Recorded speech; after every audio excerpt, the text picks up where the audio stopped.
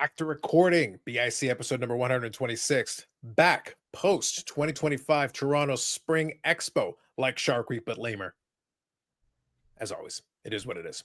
I do have some stories that I'll be sharing. I'll do some more on Friday, but I'm going to start off with some stories tonight. We'll talk about some stuff that was picked up. We'll talk about silly card of the week. But then in the midst of those stories, I want to branch off of them into a couple of themes and a couple of topics that we'll address and talk about.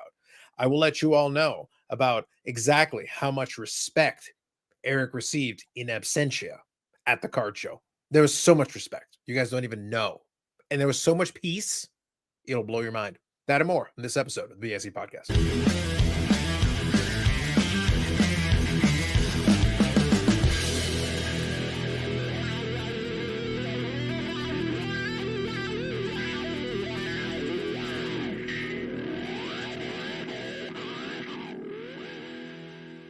Yes, we are here once again, and right on time.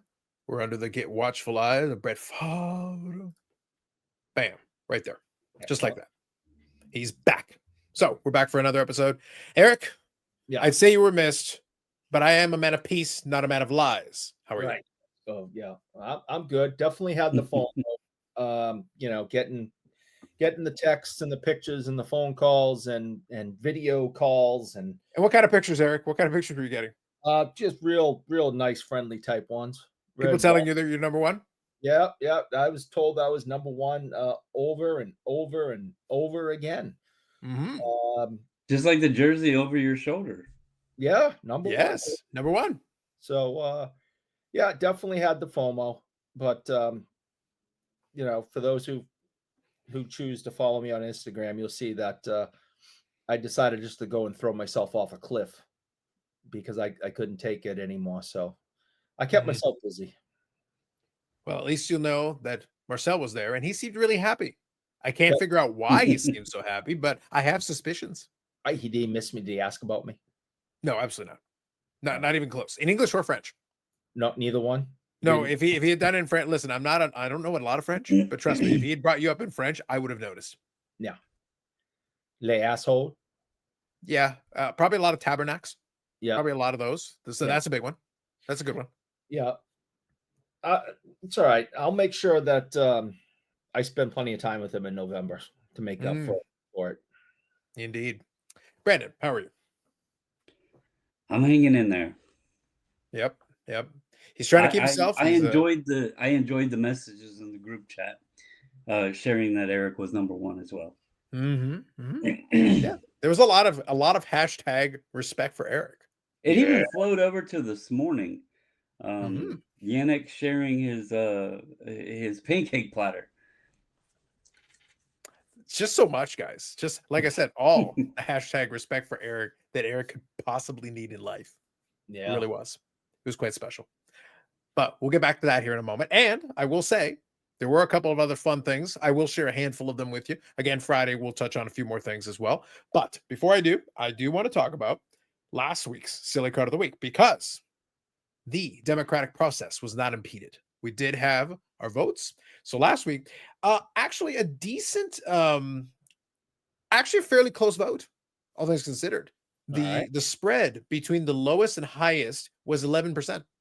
All right. Well, which is actually pretty close. That's actually not bad. Yeah. All things considered, not bad. So very respectful. Everybody got a decent. Yeah, very competitive. I would dare say this is probably the most competitive with the three cards so far because an 11-point spread is not wild. And that's not that just crazy. A vote or two. Yeah. So we ended up with the three of them. So Eric's welcome aboard got 33%. Wound up in the middle there. The very subtle head swap just behind that at 28%. The winner was hashtag Pufferball. Well, it was only right. I mean, I did it for the holiday. I can only assume that several of the voters had the munchies. Yeah, I have probably. suspicions. Maybe it swayed them a little bit. Yeah, maybe. It's a theory I have. It's a working theory I have. But nonetheless, Eric, we do not question the polling results. It is the only legitimate democracy in this world. All the votes were counted. So we have ratified the results. So congratulations to hashtag Pufferball for the winner of last week's Card of the Week. We are a respectful democracy around here. So we're going to move on here. And we're going to share some new cards that are going to be brought to us by AMG Collectibles, amgcollectibles.ca, and the AMG Collectibles YouTube channel. They were at the Toronto Spring Expo. The likelihood is I'm going to be talking a little bit about that during the podcast episode that will drop this week. This will drop on Tuesday. The AMG episode will drop on Wednesday. I'll be talking with Steve, the collector of the Scallops, collector of the people. He has sent me some photos that will be included as part of cards that came in. So some fun stuff there. And then also we'll probably talk a little bit about Expo. Steve didn't go to Expo, so I'll be able to fill in the blanks there a little bit. So we'll see what else they want to mention as far as that's concerned. But regardless, we've got some cool cards that we'll be able to showcase. So I think that'll be good. And I'll double check and see if there's any new product that are coming in. Regardless, we'll have some kind of an episode for you to check out. Thank you to everybody who participated in last week's episode. We had some good response to that as well. So you can check it out, amgcollectibles.ca. Links in the description and everything else. Thanks you for AMG for supporting the podcast and the channel. All right, so this week, we got kind of a fun grouping of cards here. So I'm going to start with this one. So let me share this one here with all of you. And this one, Eric, will be kind of continuing your never-ending theme of basically just not enjoying the fun of hockey players. What is your problem? What's your issue? The man is chewing gum. What's your problem? I loved the 90s. Like, what do you want? Yeah, I mean, Joel Otto was a really good player back in the 90s, and this is, he's got his 90s spiked hair, kind of working on a mullet a little bit, it's definitely the party in the back is starting. It's close on the sides. So he's got the spiked hair, and he's out there chewing bubble gum. And Rowdy Piper, my favorite wrestler of all time, starred in a great movie called They Live by John Carpenter, who's on his own came up with a line. It was not John Carpenter or the writers. It was Roddy who came up with the line. I am here to chew bubble gum and kick ass, and I'm all out of bubble gum. Mm-hmm. Joel Otto is not out of bubble gum. I'm wondering if Otto had his, like, the wording on his stick placed strategically. So, Brandon, I'm glad you brought this up because I was specifically, when Eric was doing this, Brandon, you see, you literally just beat me to the punch by half a second. So, Eric, my question is, when you quoted this Roddy Piper thing, were you like Joel Otto and the flex on his stick? What is the flex on his stick, by the way? It's rugged. It's rugged. Is it though? Yeah. Are you sure? Are you sure that is what it says? I feel like it's something else. Yeah. And also, by the way, the location on which the text is located, I feel is appropriate. Well, he sure has some wood. That's all I can say. Uh-huh. And that sure would took some blue pills before the See, Eric, I subliminally, I know that's why you selected this. The man just, blowing a air bubble gum. Like, I don't buy it. I don't feel like that's. I think your head went somewhere else. My head didn't, but clearly you guys went. Eric, it's right there. It was noticeable. I'm sorry. Look, Eric, I know you've had a lot of concussions, and I know you're not good at the maths. But are you trying to tell me that you are not good at the readings? They get the blurries from all the concussions. Mm-hmm. Ladies and gentlemen, let the record show that Eric is lying through his teeth. He got all excited with the Roddy Piper thing, and all of a sudden he was thinking about Sherwoods. That's all I'm saying. Got some wood there. Moving on. All right. So now this one. So let me give a quick story, and then I'll let Brandon kind of introduce this piece. I actually saw a couple of these cards at the Toronto Expo, and because we are starting to see a little bit of the wrestling sprinkle into some of the showcases. But the big one, obviously, for this particular year that people were showcasing was the Rock one, because that's the key piece that a lot of people are looking after and chasing out. However, this is one that is included for it. So, Brandon, I'll leave it to you to kind of intro this one. Well, I thought this was appropriate. Not only is it a silly card, but, we've had a few things we could tie to Eric on this. We had the McFoley intro a while back, and Mick always had his little sock puppet. Al Snow here with head, and Eric's ability to not distinguish sizes of heads. I felt this fit not only the segment, but the podcast in general, and it was highly appropriate. Now, I think overall, I will say one thing I'll add here, if people aren't too familiar with it, this is obviously a character that was an Attitude Era character. However, it came from ECW previously, and then he brought it over into WWE.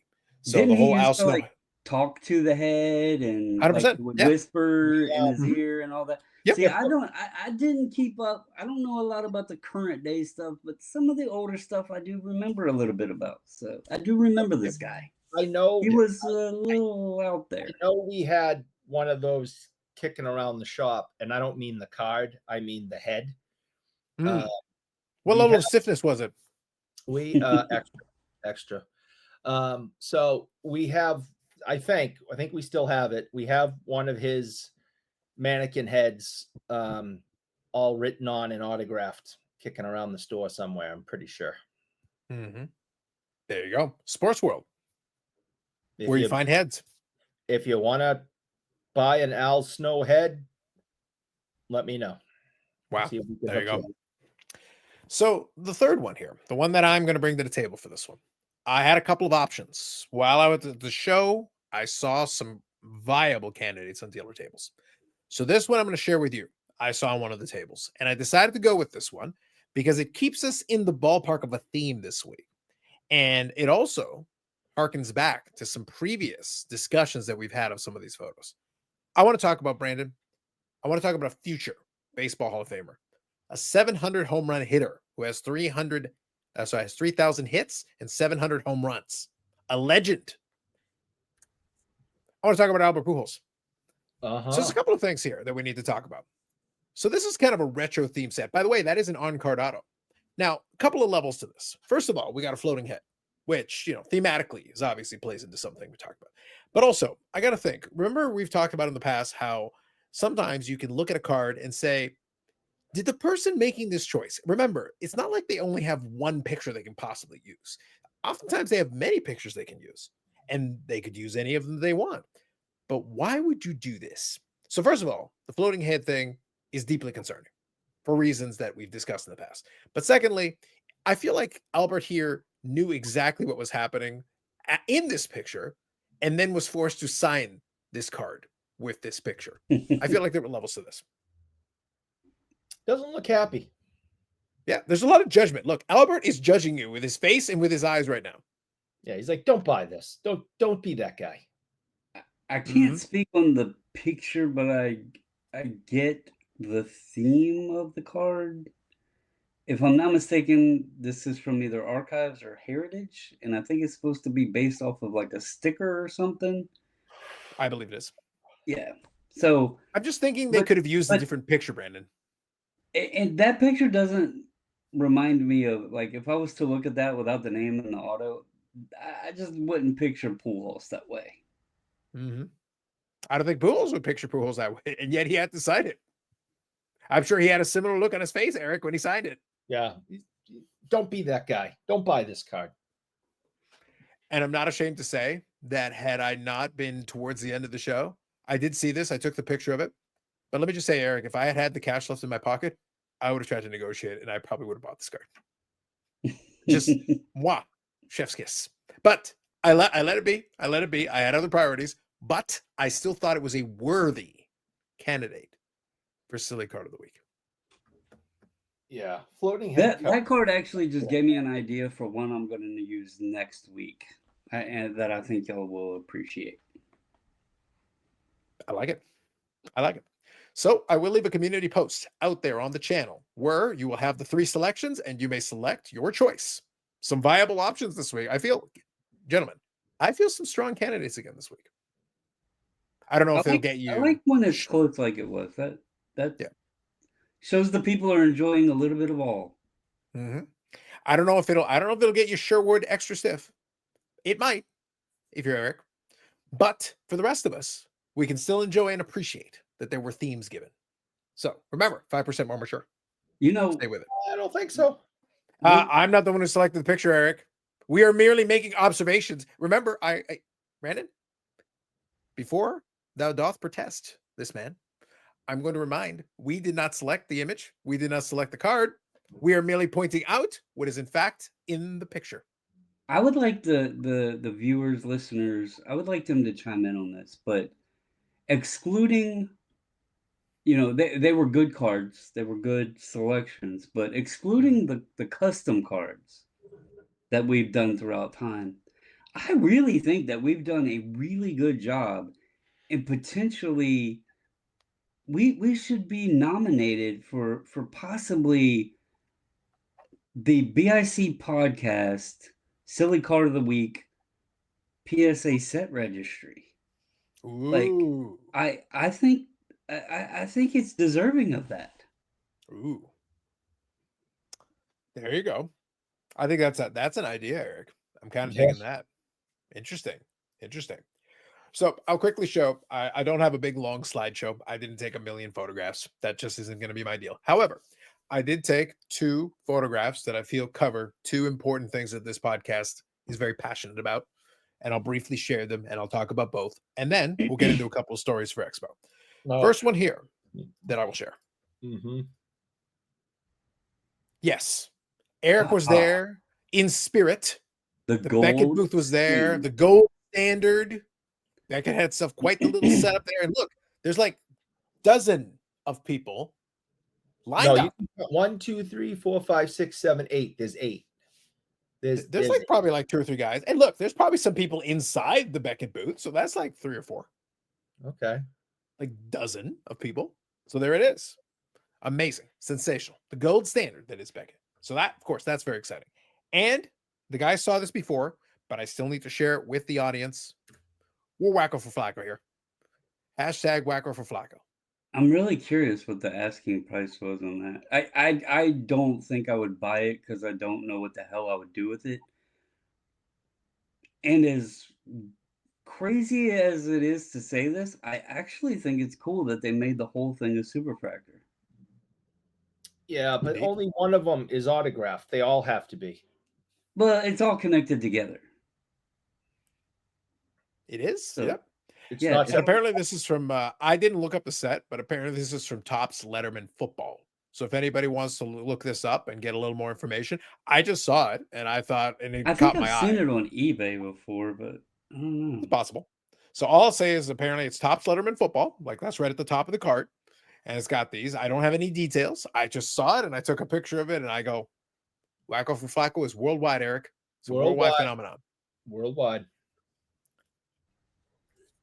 It's so exciting that even the Shadeur Sanders and his family rigged the NFL draft so that he could go to the Cleveland Browns to be in proximity to Wacko for Flacco. That whole situation's starting to bother me. I didn't care about it. But Only now, starting? Only starting? I couldn't have cared about it at all. Mhm. And then it's just everywhere now. And then it starts getting into certain subject matters. And now I'm just sick and tired of it. And the whole thing's just utterly ridiculous. Okay, I'm confused now. Only now? Go on. Yeah, because if you look up 08 Letterman, Well, I don't know what the year it was. others But sure. are they're not connected. There's individual number or letters, Mhm. but each of them are signed. Mhm. But are you sure that's the 08? Like I said, all I know is it's Topps Letterman. I don't know what year it was. Well, I looked at 09 and it doesn't exist. Okay. And 08 was his rookie year, so I would assume it's 08. No idea. I'll leave it to folks who are more familiar with football. Like I said, for me, I just saw it and I thought it was interesting. And it does have, like I said, it says Topps Letterman Football up top. So I don't know. I can't speak to that one. I'm not familiar with that particular issue.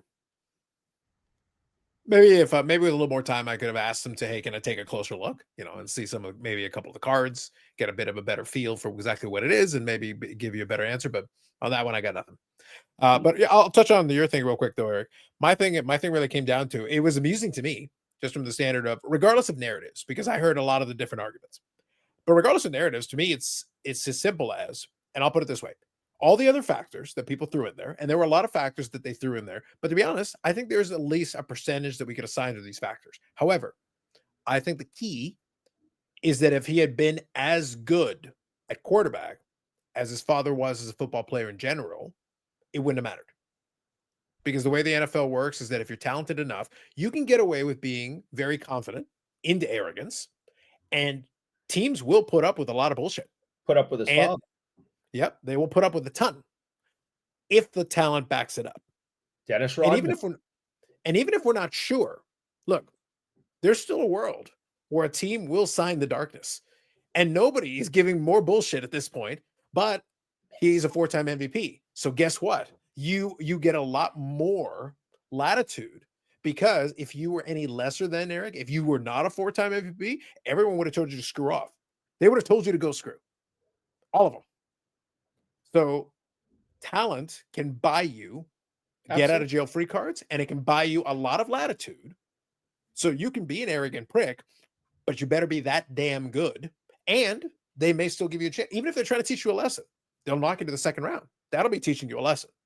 But when you go down multiple rounds and teams have multiple opportunities to pass on you, they're looking at it and saying, your headache is not worth it to us, regardless of anything else.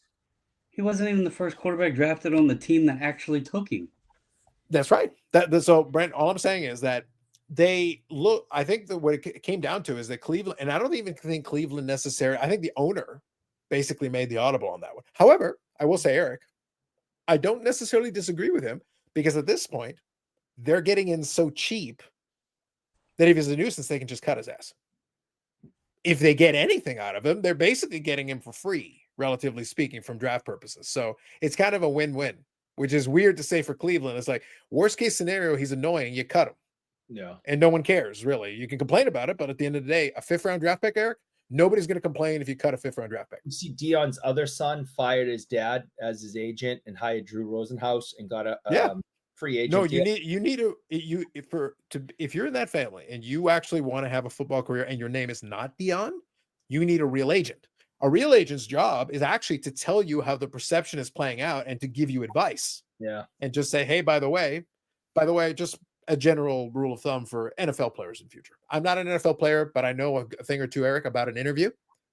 Even if you don't think you actually want the job, just go through the motions. Do at least present yourself as if you're trying to get the job. And you know what? You may be surprised what offers come your way. Well, this is just my take.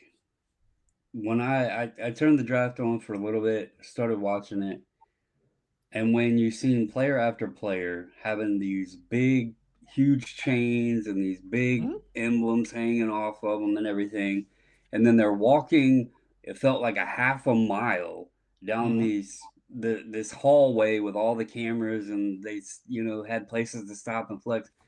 To me, that showed the direction that the league and the players themselves are heading. Like, with the NIL and everything, they're already making good money without ever making it to the pros. And it felt like that some of the passion and that excitement of being selected to become a pro athlete, something you've worked your ass off since, years and years, and that humbleism, knowing that not everybody's going to make it, has been kind of shooed out the window, because now they've already made good money, right, without needing to be drafted. And it had this feel that it'll be interesting to see if the NIL grows more and more and more. But I can't remember the kid's name, but the defensive player that got drafted by the Giants, I don't know if y'all heard this. Apparently, he reached out asking Lawrence Taylor if he could wear number 56, even though it was retired. Holy Jesus. That's the direction we're going. And apparently Lawrence said, no, that's my number. I made it, I made it famous, or what it is. It's retired. Yeah. You need to pick your own number. And if you're good enough, you can make your own number famous. But like, who in the hell would even think that would be like somebody getting drafted by the Bulls and calling Jordan, hey, can I wear 23? I mean, that's very I'm not good. putting LT and Jordan on the same level, but they're not. Well, you don't think LT and Brandon LT can kick Jordan's ass? As far as a giant player, as far as a New York Giant, yes, LT is on that. But also, Brandon, he will fight him. He will punch him in the face. We're talking about the greatest player in his position of all time. One of the greatest football players. If you want to say top 10 greatest football players, Yeah, and, well, and LT isn't in that discussion, then you're an idiot. And So he will fight you. I So didn't he read the can't article, avoid but to my join. wife, she was watching it with me, and he was one of Yeah. the ones we seen walking out, and she Yeah. was like, "I don't like the way that kid's, acting or whatever." And then she seen the article, and she was like, "Yep, that's the same kid that I said I didn't like how it was." And she read the article to me and said that he reached out to LT asking if he could wear 56. And it's like, Someone who in is the going hell does to that? destroy him. Someone is going to take his knee out on day one. Yeah, that's the one is Eric. I just want to know, is this NIL contract stuff retroactive? Because if so, the NCAA owes me money. I feel like somehow you will end up owing them money once they add it all up. It's like, I'm just no, trying to you still owe us money. We're pretty sure. because I was a college soccer player in 92, 93, 93, 94. And then I tore the hamstring right off my ass. And But who was president at the time, Eric? This is important. was that Abe Lincoln? It might listen. All I'm saying is that Brandon, I feel like Eric got exactly what he deserved, So and not a penny more. I'm owed money. All right, this Mhm. NIL stuff, they owe me money. They owe me workman's comp because I tore my hamstring off my I butt. got a shiny quarter for you, Eric, if you want a real shiny quarter. I will take that. Yeah, But like a shiny, Yeah. super shiny. I don't know. It just maybe I'm just old school, and No, we you are. all played sports and stuff, and I don't disagree. I don't disagree with your. Let's put it this way: you are old, but I don't disagree with your premise, though. I don't disagree with your premise. However, and again, I will take the mantle of this on this podcast. I am never going to begrudge the kids making money on oh an no, NIL thing because, and I'll just give the reason why. The schools were ripping off those kids for the longest time. They were making money, especially some of the bigger programs like football and basketball, a lot of those ones. They make bank on that. And the majority of those players are not going to the pros ever. It doesn't matter.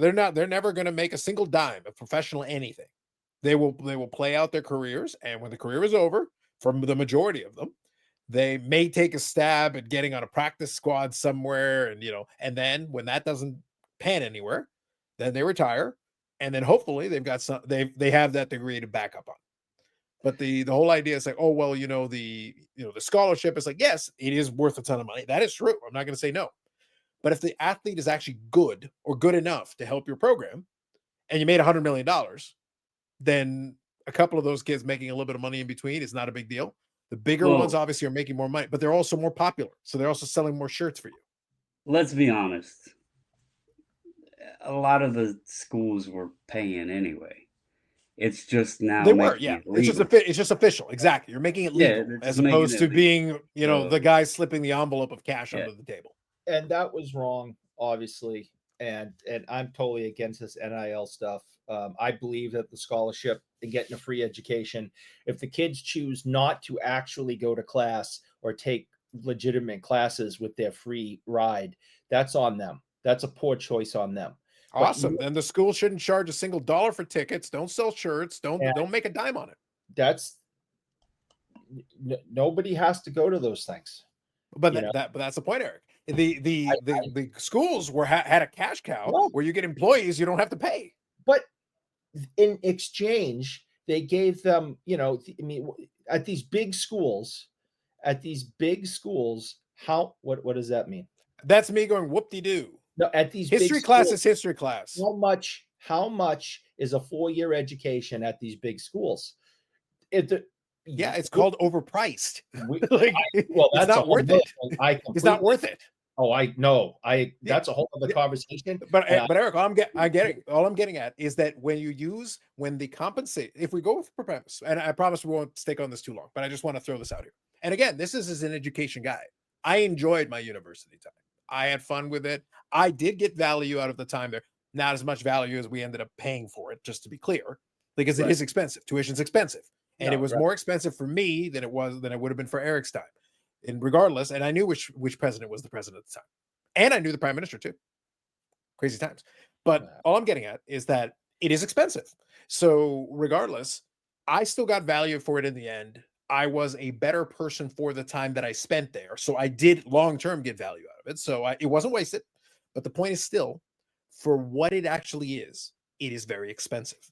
And for a lot of those folks, but if I took the same education, the same teachers, the same, and I had some good professors, some very good professors, but if I took the exact same thing and just 10x the price randomly for no reason, and maybe made a little bit of the buildings look a little nicer, does that mean it's worth 10 times as much? No, the answer is no. But if I was an athlete and say, well, you're getting a free scholarship, it's like, and I still got the exact same history degree that I got, it's like, guys, making it cost $500,000 doesn't mean it was worth $500,000, like for what I actually got out of it. That's a different argument, and I agree with you 1,000%, 1,000%. But the deal is, we're going to bring you to school. We're going to give you a free education. What you do with that opportunity is on you. You can take basket weaving, or you can take molecular science. You can go to class. You cannot go to class. You can get C's or you can get A's. That's all up to you. Mm-hmm. Now, one thing though, Eric, that I'll throw in there though. One thing I'll throw in there. You're going to play football for us, and we're going to charge ticket prices. Mm-hmm. That's a fair deal. It's not a fair deal. If they made billions, it doesn't matter. You got an education. Okay. Maybe, but if that's the case, hold on. But if that's the case, then why? Because NCAA rules had it. Then why can't I, the individual athlete, if I on my own am able to get my own deals where I'm able to sell autographs or something, I wasn't allowed to do that previously. And what does that have to do with you? Because we now see, and you can't put the genie back in the bottle. We now see the damage that it's doing. Now these kids don't even need to finish their education or get an education at all, because they're going to sign with Nike as a 19-year-old college tennis player. And education is important. I agree the colleges aren't giving out the education they used to. I agree it's not worth the money that they charge and the experience that it is. That's a different conversation. But you're getting an opportunity to get an education, leave college, and then make something of yourself and have a future. And it's not up to you shouldn't be going there to turn yourself into a business. They were going there to turn themselves into a business before. It had nothing to do with the education. Listen, nobody was ever going to give me money. All right. I wasn't some superstar. I was playing at a Division III school. All right. Hey, I already offered you a shiny quarter. I will take the quarter. Even if it's Canadian, it's only worth a penny. I will take it. But it's really shiny. It is, and I like it, and it's still more than anyone's ever offered me before. But I had a small scholarship, and I didn't have to pay for books. And that was awesome. That helped me, because I was paying, my parents were paying, I was working, crazy hours during the summer, emptied the bank account, gave it to the school, took out loans. And the fact that I didn't have to pay $500 plus a semester for books, because playing soccer did that, was a huge help. I don't care if they charge tickets. They didn't, because no one was going to come out pay to see me play. But I wouldn't have cared if we had a stadium that they had to charge, $5 to get in, and the school made money. I would not have been upset by that.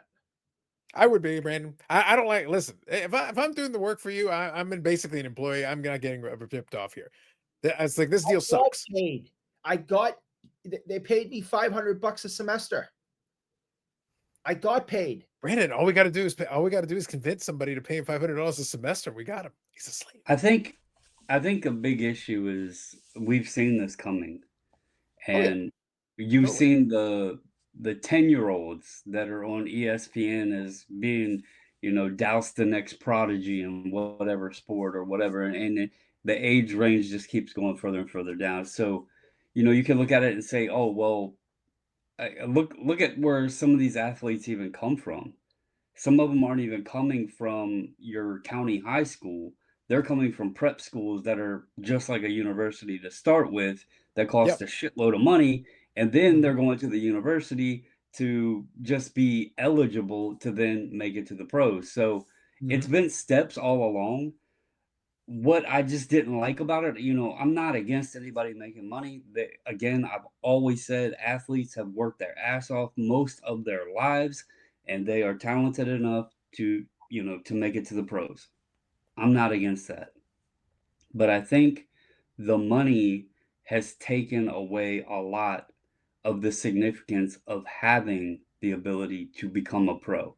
It used to really mean something because you weren't given, that wasn't a given.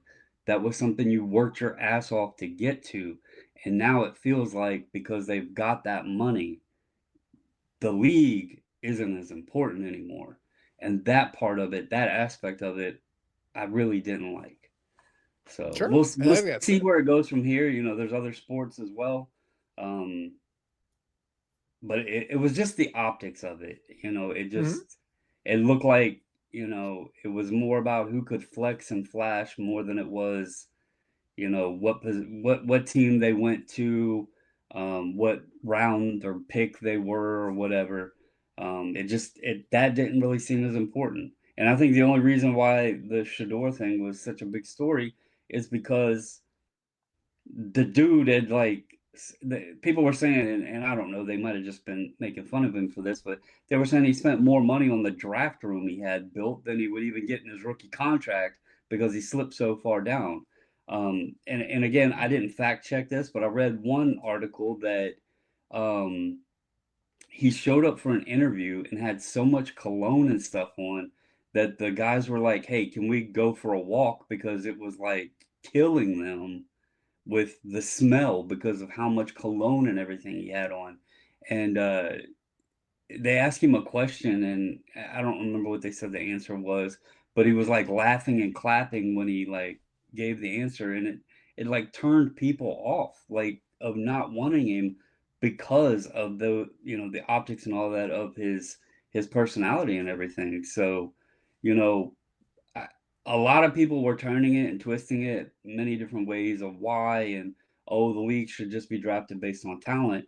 But when you're drafted, yeah, unless you're the Browns, obviously, because they can never get a quarterback, but you do want talent, obviously.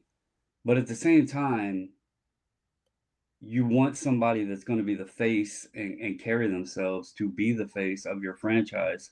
And I think a lot of it was just those actions, the things that GMs and stuff were seeing, they didn't want that tied to their franchise. So we'll Well, I see. I think I mean, think maybe he one turns into a star, or it's just coincidence He's he not got going selected by the Browns and he turns into Johnny Manziel. So he's not going anywhere. So I think so, Brandon. Though I will say this, I think though, kind of one thing that'll play into it, and then we'll shift over topics. I was actually abused that we ended up in an NIL topic, and I enjoyed it. It was a good conversation. Although, don't listen to Eric, kids. Get your money. Go get your money. Go get your bag. Nation. Go get your bag. Anyway, one thing that I'll throw in there though is that I think also critical to this is that Shadeur Sanders is playing the quarterback position. So talent is important, but if you're pissing off the coaches in an interview and they're not committed to anything yet, then they're trying to project ahead, going like, can we leave this person in the locker room and expect them to can we lead coach him? people if they're Yeah. rubbing people the wrong way? Can we coach you? Are you going to, because this was your first opportunity to kind of give us an impression. This is the easy one. Like all you got to do is kind of just play it straight, honestly. Listen, you could have you could be going bouncing off the walls if you want after the fact, but get the job first. Get the job first, and then maybe you still wind up there, but and then also the other players are going to be kind of in the same boat. They're going to be looking at you, and some of them may like it, some of them may not. So Yeah. it's going to be important for you to find, as the quarterback, you're supposed to be the leader. Hmm. So we make fun of it. Eric's favorite, Tom Brady, but for the majority of his playing career, while he was dealing with players and everything, he played a lot of it straight with the players, a lot of them, and he was very boring for the majority of his quarterbacking career. So, and he was fairly successful. So you can get away with it. Again, we joke about the darkness, but the teams he played on, a lot of the players he was playing with, at least the wide receivers and folks that he was dealing with, his linemen, he at least was able to keep it straight with the linemen and keep it straight with the wide receivers and everything. At least have a good enough relationship with the people that he's directly working with. so that they were at least able to work with him and vice versa. Now, down the road, as time went on later, he started getting a little bit wackier and more out there. But guess what, Eric? After you've won 4 MVPs, you get a little bit more latitude to go more out there. So if you want to be wacky after you've won a Super Bowl and some MVPs, they'll probably give you some slack. I mentioned his name earlier, Dennis Rodman. Okay, and we talked about LT. These are guys that there's some strange dudes, legal issues, behavior issues, locker room problems, on-field problems, off-field problems. Crazy. But they are the greatest in their positions. LT is the greatest player in his position of all time. Rodman, the greatest player in his position. And for someone that it's like, well, I would say the greatest rebounder. yes, I wouldn't. Yeah. I was going to say the word I was going to say that's with the expectations put on him. Yeah, his expertise. He was the best at what he was doing. Expertise, the greatest. Right, getting under other players' skin and getting their heads out of the game while he is deadly focused on his expectations and his expertise. When you're dealing with the greatest that has ever done it, you have wiggle room. Some 20-something-year-old kid who's never played a professional down in his life coming in and tell you how things are going to be. Veterans aren't going to put up with that. Yeah, and that's basically kind of my thought, Brandon. I think some of the, again, if you're so transcendently talented, I think you get a pass. Mm-hmm. If you're that transcendently talented, same scenario, same start, same everything else. But if you're so ridiculously talented that they're like, well, we got to, they'll suck it up and they'll try. They'll give it a go. Maybe it won't work. But if you're talented, but not that talented, your nuisance can outpace your talent. And when the annoyances outpace your talent, then people kind of sit back and go, all right, we'll just let this play out. Well, that's what's going on with the darkness right now. He is not an MVP anymore. They're not putting up with him. They're not dealing with his nonsense at this stage of his career because he's not in Green Bay and 25 years old anymore. Something else to think about here is, you mentioned the coachability and everything. The NFL or the potential because they're still guessing. They don't know how coachable it is, but they're guessing what their impression is. The NFL is also set up the hardest to come out and be successful because you can be the best college quarterback out of all of them, right? You could be the Heisman winner. You could be an amazing athlete.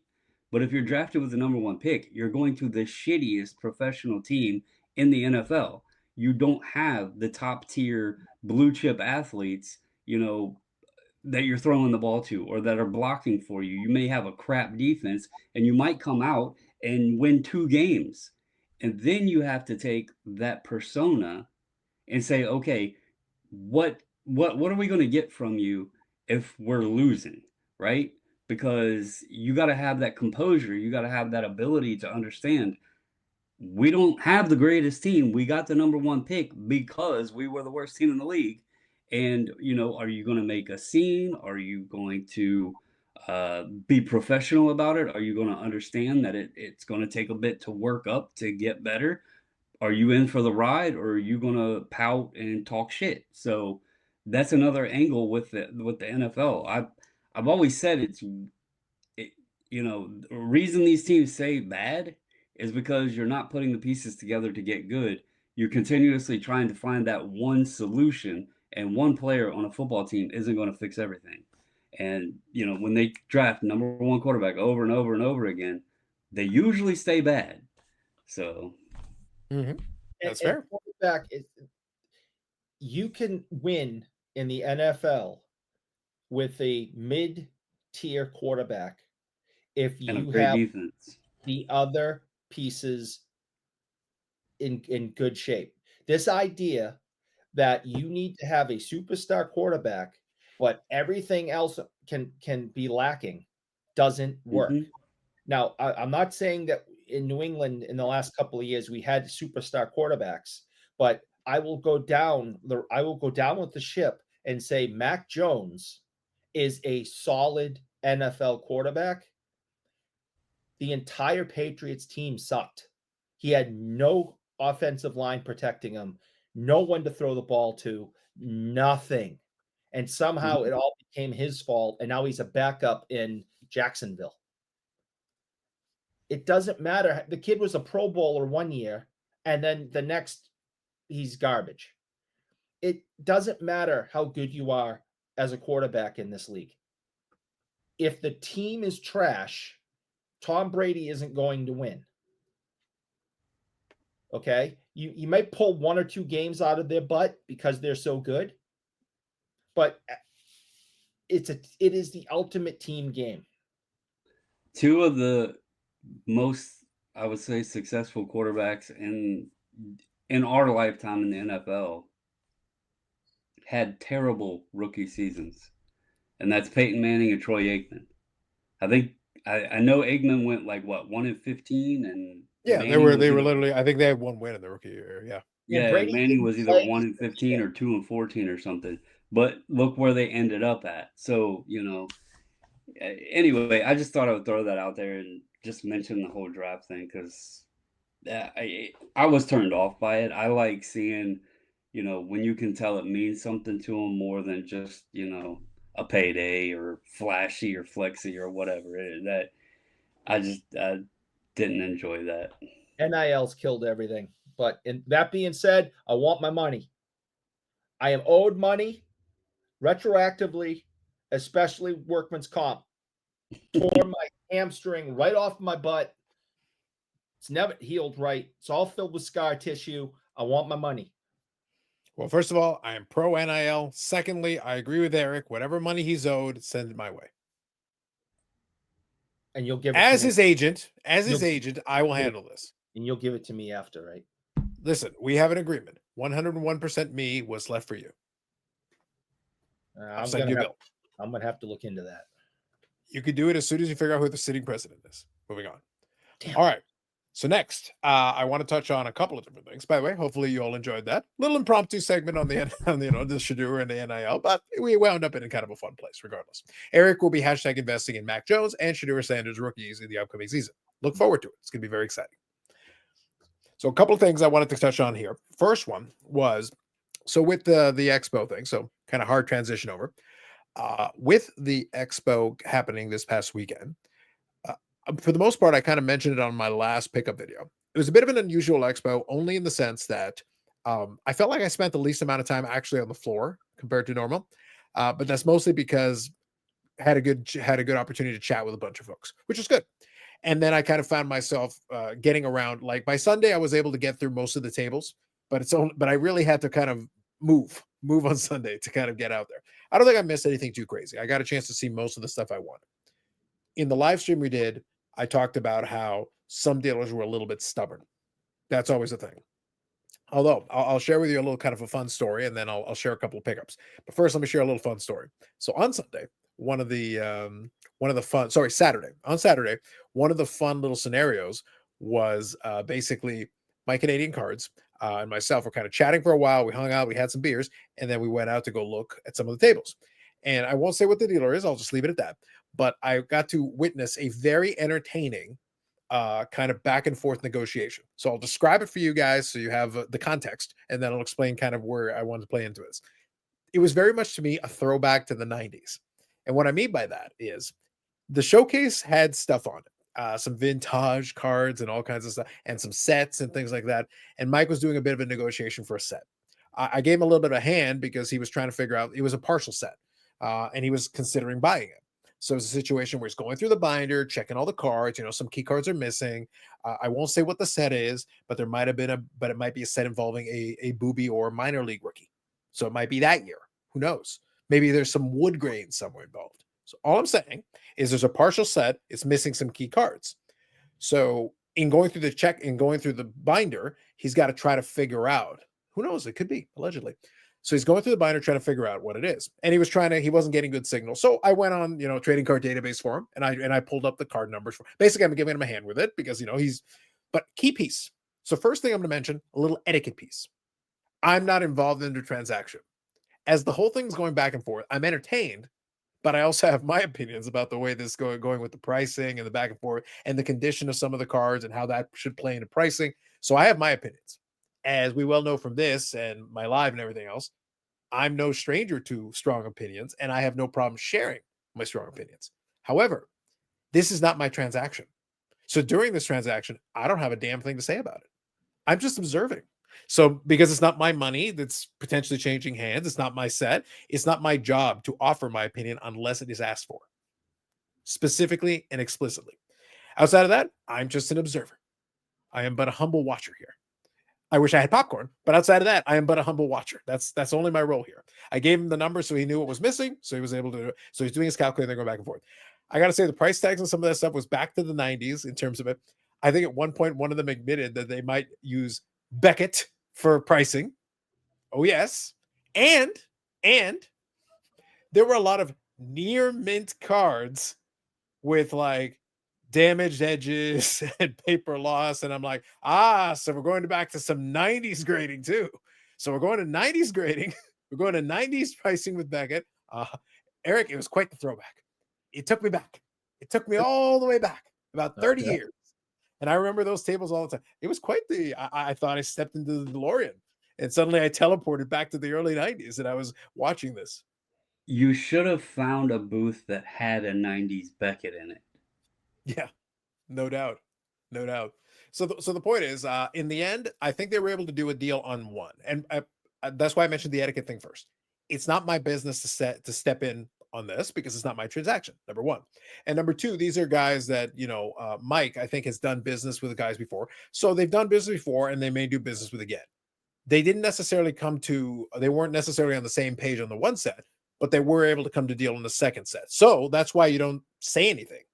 Just because the one deal didn't make sense doesn't mean they can't necessarily find some ground. Now, obviously, they had a lot of back and forth, a lot of arguing about it. So that's why I say it was entertaining to watch. I didn't necessarily agree with the assessment on pricing, and I definitely didn't agree on the assessment on condition. Doesn't mean a deal can't be done, and these guys know each other, so at least they have that, so they're able to have that back and forth, and maybe, all right, we don't agree on this one. Yeah, I'll do a deal on this one. Sure.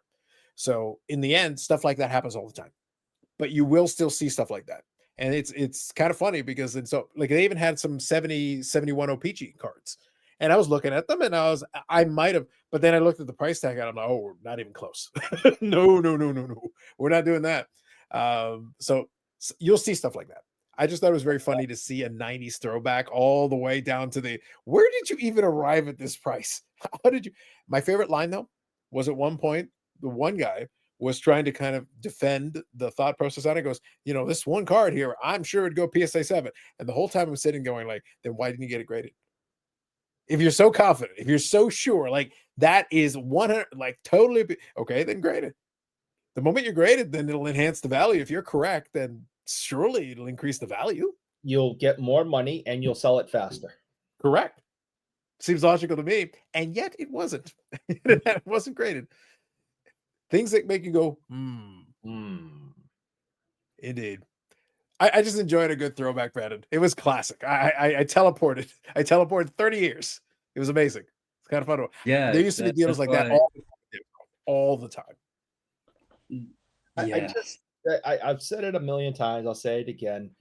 If you are selling at a show, your job is to sell. You want to leave with money in your pocket and less product.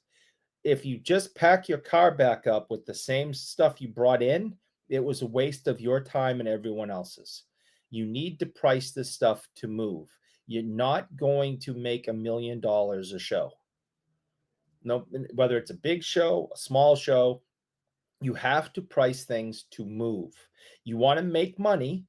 You don't want to sell a card for less if you can help it. But we all know that, 5 years ago, cards went through the roof and they're not worth that anymore. So don't tell me that you have too much into it because, in 2020, you spent $800 on this. Well, now it's worth $50. You're not getting 900. Yeah, I'll give you $50 for it. That's what it's worth today. So we're still dealing with a little bit of that, right? And people still remember making lots of money in cards over the last 5 years, and they want to continue doing that, and their prices are too high. Like Carlos said, Carlos is been working on this 71 set for a while, He wants to complete it at some point and have fun with the hunt and the search and putting the set together. He's willing to spend money at your table, but you can't overcharge for these things. We know what they're worth. We know what we're willing to spend. And you think it's 5 years ago that we're gonna just empty our bank accounts at your table. It doesn't I make think any also, I think also important though, I think part of where they came up with their pricing was the point I said about the grading, because this is something we've talked about before, especially with vintage. If you get the grading wrong, that's why I said it was a throwback to the 90s for me. Yeah. I was seeing near mint cards that are not near mint by anybody else's definition, but this gentleman's definition. So if you're thinking it's a near mint card and pricing it as a near mint card, but I'm looking at it and I'm like, no, that's like a VG card at best. at We're best. going to be way off automatically. Yeah. So, without knowing anything about the transaction other than what you described, in which Sure.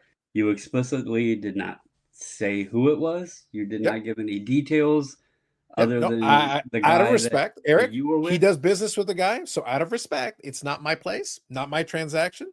Yeah. Like I said, I So- was with Mike, and Mike was the one who did the back and forth because it's their transaction. Just hearing the details, Mhm. okay, I'm going to assess that the dealer was over the age of 60, dealt mostly in vintage, mostly raw. And the reason I say this is Eric mentions you're setting up at a show, your ideal thing is to sell or whatever. You see this over and over and over again. And nothing against them, but it's the older folks that have been doing it probably since 70s or 80s. They're set in their ways.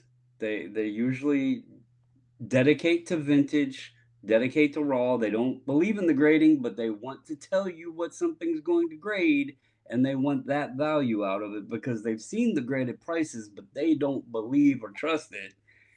And they're also stuck in the price guide pricing, which we know can either be great or be terrible, depending on what it is. I don't think they do these shows to just go and expect to sell off their inventory. They've probably carried some of those binders the last 20 expos, 10 plus years, and every year every expo they have that same binder sitting there.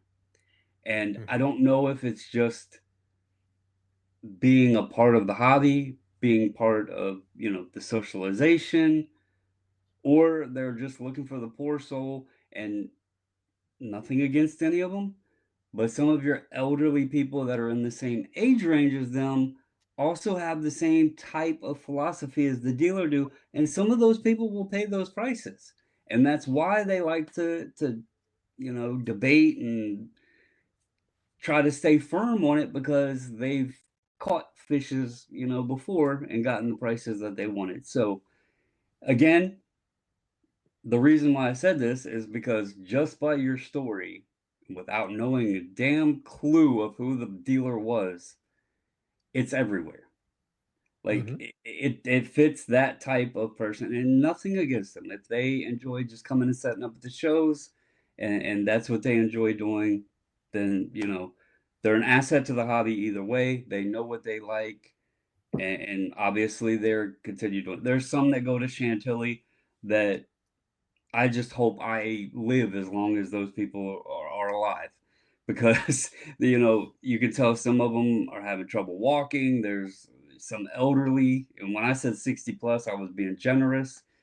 There's some up there that I know are well beyond this, the age of 60, and they might be doing it so long that they're grandfathered in to the older booth prices. Maybe they got a deal somewhere in there like that. So, but it was funny, and I just wanted to see if I was in that range, because it's not uncommon. It's everywhere, and it's usually the same type of folks. You'll have the same, some similar interactions with modern people and even the younger crowd. They're then usually graded and wanting to go comps that are the highest, that it's ever sold for. So you got that angle too. But with the way you were describing this, I could picture it in my head without having a damn clue who it was. Hmm. So Eric, it's like they look deep into it's like Brandon looked deep into their soul and assigned them a number in the order in which they joined. That's a Simpsons reference. Google it, kids. But yes, no, that's basically exactly what I was looking at. But I do want to finish with this point, though. I'm going to move on to showing a couple of cards, and then I'll come to story number 2. But I do want to make sure that I emphasize what I said a moment ago. In the course of that transaction, I did 2 things. Number 1, like I said, I left their name out of it because that is not my concern. And like I said, Mike has dealt with them before, so he was more than comfortable, more than capable. I only gave him a hand with the one thing with the checklist just to help him out so he knows what's in there. But the end of the day, I got to be an observer and I got to enjoy it and witness it. And again, I wish I had popcorn. But aside from that, none of my business. and I can have my opinion, but it doesn't mean I need to verbal. This is a bad habit people get into. It is not my job to verbalize my opinion in real time while that's going on because you're interfering with it. Because again, these guys do know each other a little bit. They do have and some of these guys set up at local shows. So the fact is they were still able to come to a deal on one specific thing. The relationship is still existing. Therefore, when they see each other at the next show, they're good. So it's not your job to interject and interfere. Yep. And just to point out something, and not to just poke at the older dealers in the card hobby. Doing reselling, I see this even outside of sports cards.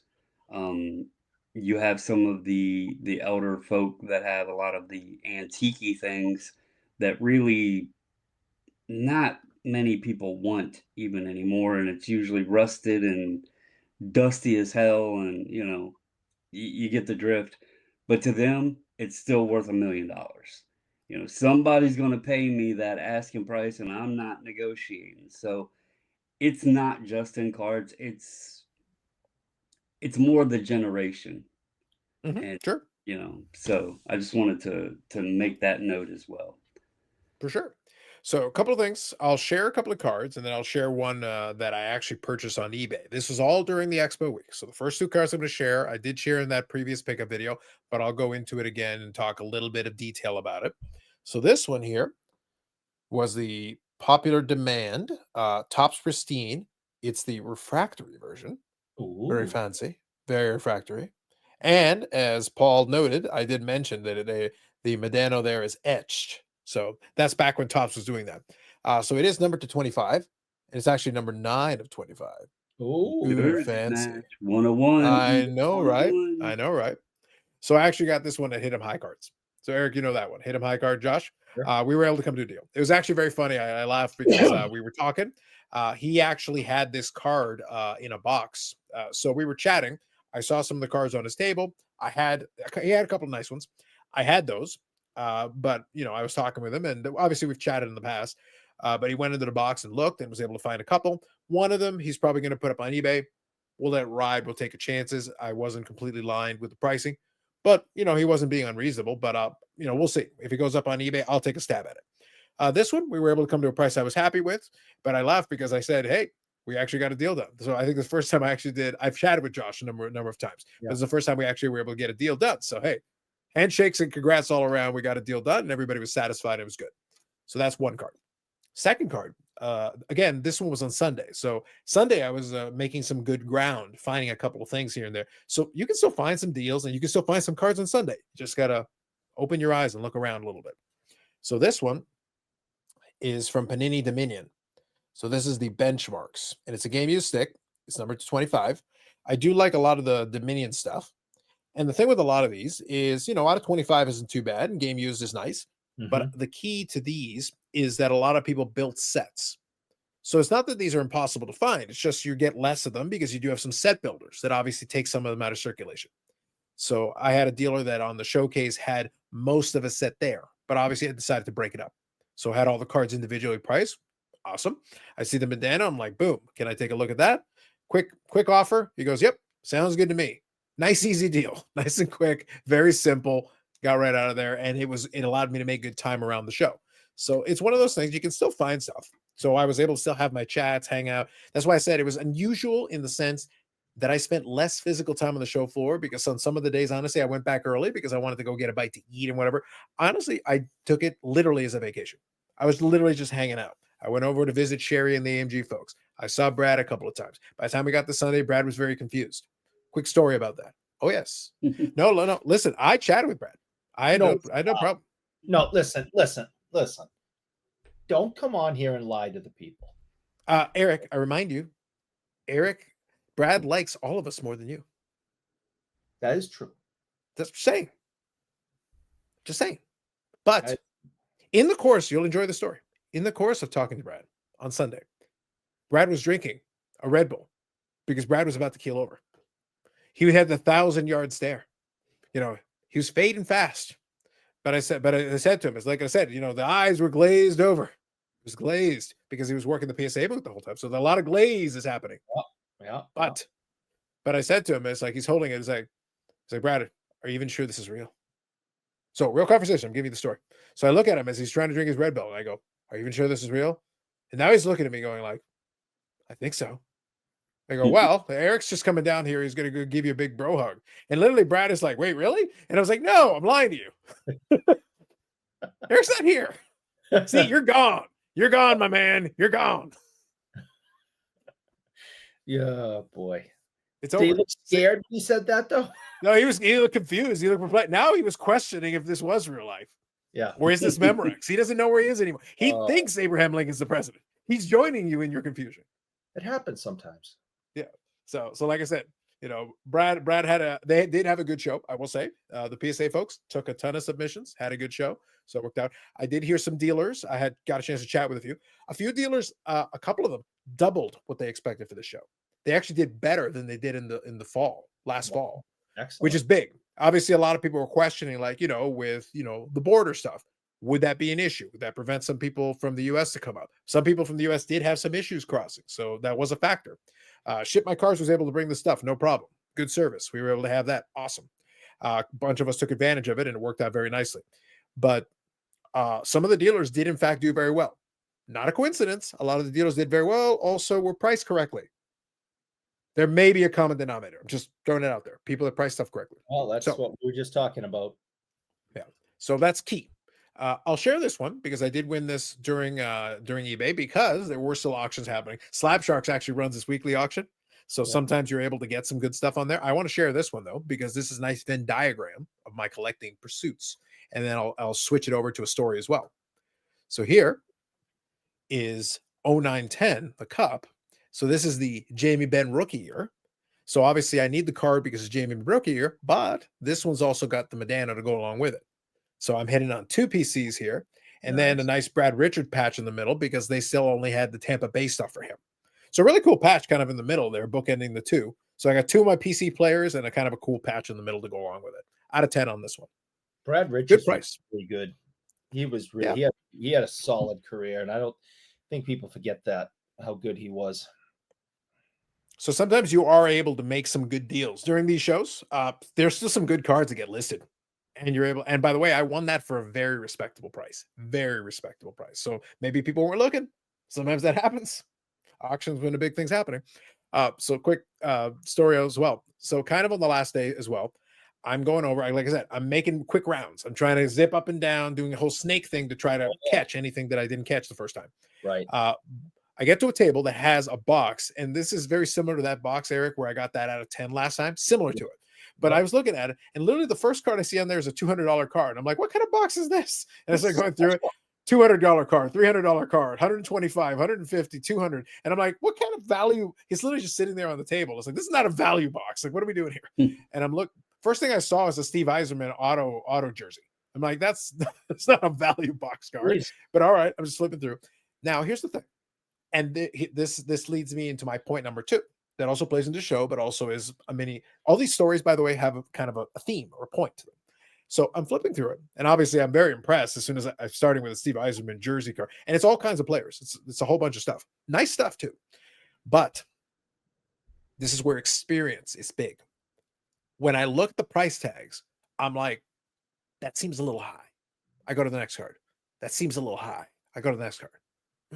I'm not comping these. I'm not pulling up my app and looking, but I have a sense. Like I've been in this game a while. I'm tuned into the hockey card side hobby. You get a sense of like where the pricing should about be, especially if you know some of these sets and some of these series and how rare some of these cards are or not, or whatever the case may be.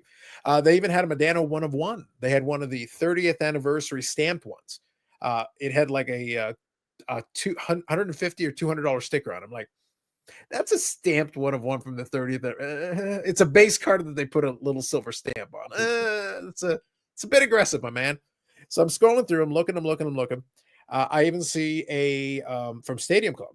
There was a patch, kind of early 2000s, a patch. So similar era as this, a patch card on there.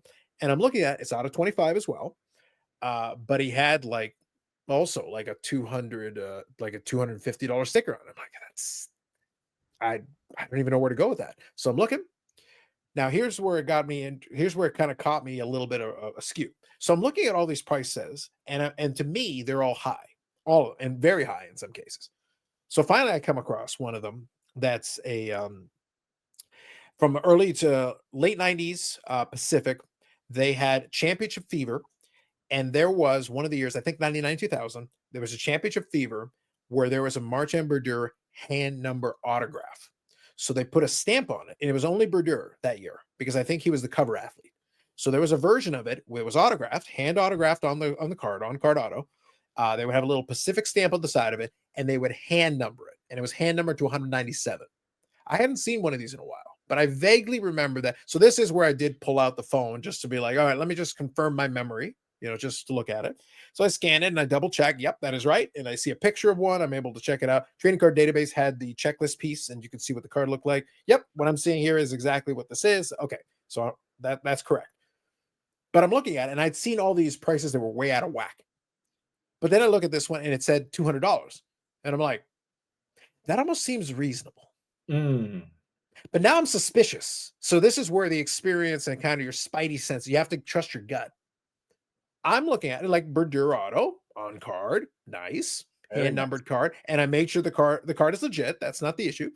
The thing though is that I'm looking at a box where everything is overpriced, in my opinion. Yep, Brodeur's got an excellent auto, but I'm looking at a box where everything is overpriced, Brandon. Yeah. Everything, all of it. So then when I'm seeing it, even though in my brain, $200 Canadian for a Brodeur on card auto. It's a very specific set. It's a hand numbered card. It's a nice card. So in my brain, I'm thinking like that almost sounds reasonable, but it only sounds reasonable because I'm looking at these other prices and these stickers are making me think this is all completely out of whack. So my gut's telling me this is probably high too. If the other ones are all high, this has got to be high. Even though it seems almost reasonable, it can't. So I decided to leave it be. I go and do a little bit of a circle around. I end up winding up in the realm of the tall guy with the ugly shirts. And then I go, let me do a little database here, because I'm like, all right, do you remember? Basically, I said, do you remember this one?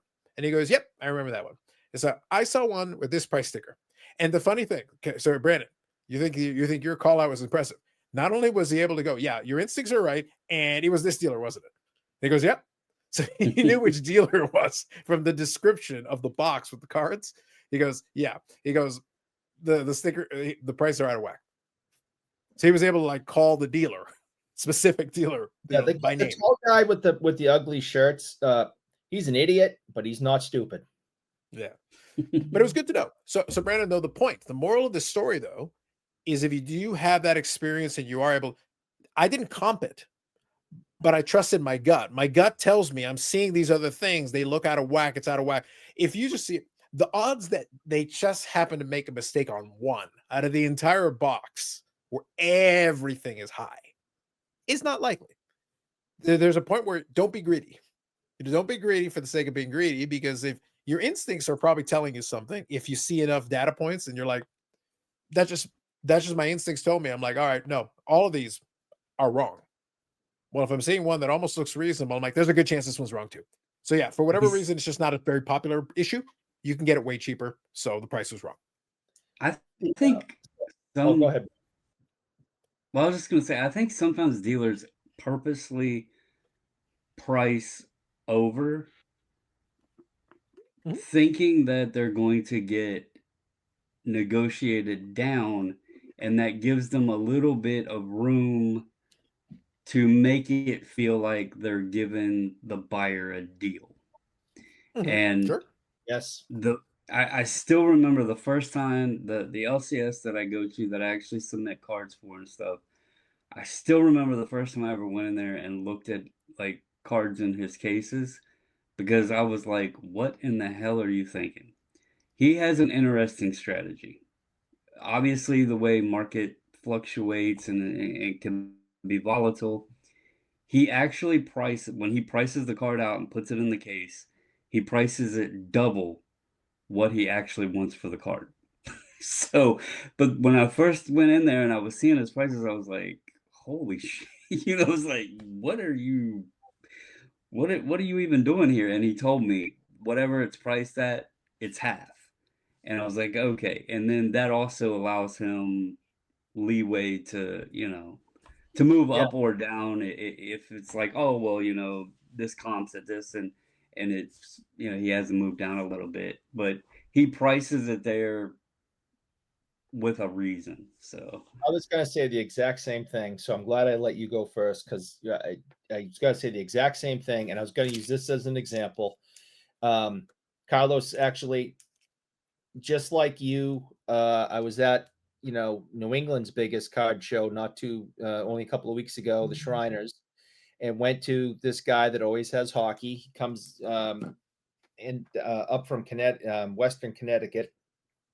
Great guy. I like working with him, but he had a box and I start going through it and everything's hundreds and hundreds of dollars. And I'm like, why isn't the stuff in a showcase? Why is it in a box? Right.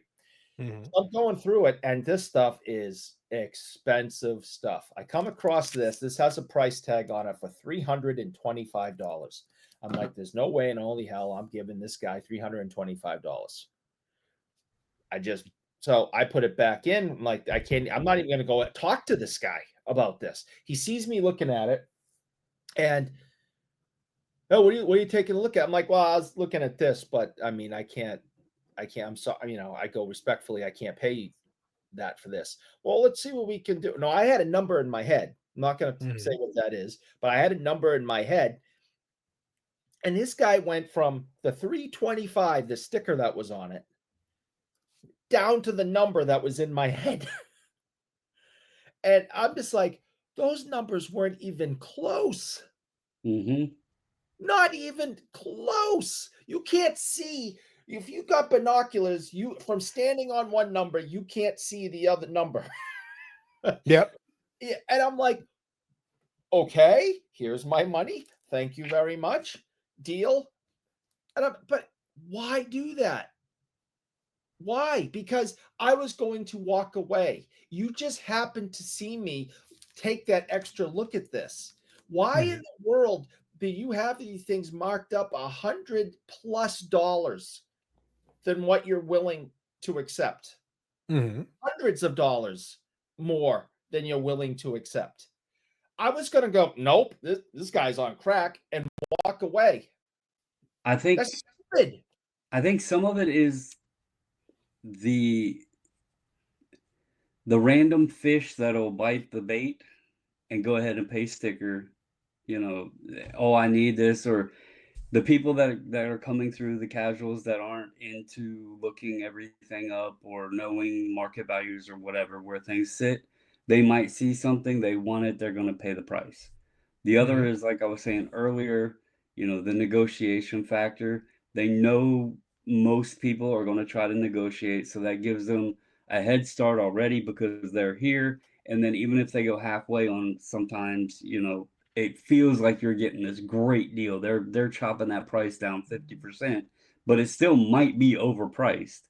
So I think that's some of it. The ones I cannot stand, and there's a couple of guys in Chantilly this way. Mhm. You'll look at a card, they won't have prices on the cards. So you'll be interested in something and you ask them a price. They give you the price. And at this point, if they don't have a price there, I'm, and I'm not quite sure what they're going for, I might take a peek. Just see, okay, what range is this at? If I'm not familiar with it. They'll throw you a number, and then you literally, if you say, "Oh, okay, I'm not, I can't do that," or whatever, they'll be like, "Well, where you want to be at?" And I've literally showed, there's one dealer in specific. I've showed him at what I could buy an item at, standing right there, and he still would not come anywhere close to that price. And that's Mhm. when it doesn't make sense to me. Like, I get it, it's in front of me and I could walk out the show with it, but I'm not paying that much extra to do that when I can just buy it right here. Mhm. So those are the ones that I really get aggravated with, because if we can come somewhere close, all right, I'll pay the convenience fee. But when you're way out of the ballpark and not willing to come where I'm literally showing it to you, it's not a sold. This is what I can buy it right now for. This isn't a comp. This is what's available to purchase. It just doesn't make sense at that point. But Sure. I agree. I think it makes sense. So that's why I say, like, some of this stuff, it's common stuff that you'll see at every show. I wanted to use some of these examples and some of these stories to kind of convey it and also leave us a little bit of room. Now, I'll finish off with kind of two other quick well, ones. So, before first we one, move, go ahead. Go ahead. since we're talking prices and stuff, because I was Yeah, curious, sure. Go ahead. Yeah. um, we've discussed this product thoroughly several times now. Did Is it you EX? see, yeah, I was gonna say, Uh-huh. did you see any in cases? But furthermore, did you see boxes? Oh, yeah. Oh, yeah. Cases. Mhm. Yeah, are Yeah, yeah. prices So moving? I don't remember what the starting price is. We have to go look back and double check.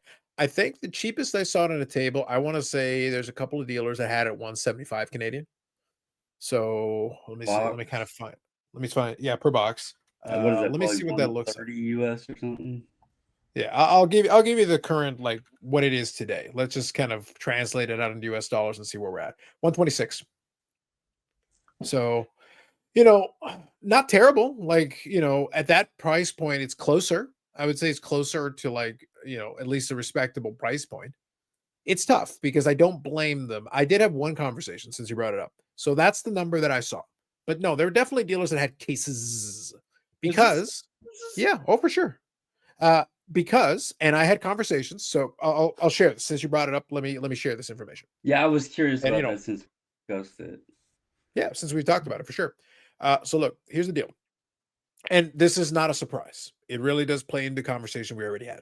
The reason I say cases is because when the dealers come into the show, there's two things happening when it comes to wax. So I'll use wax as the point.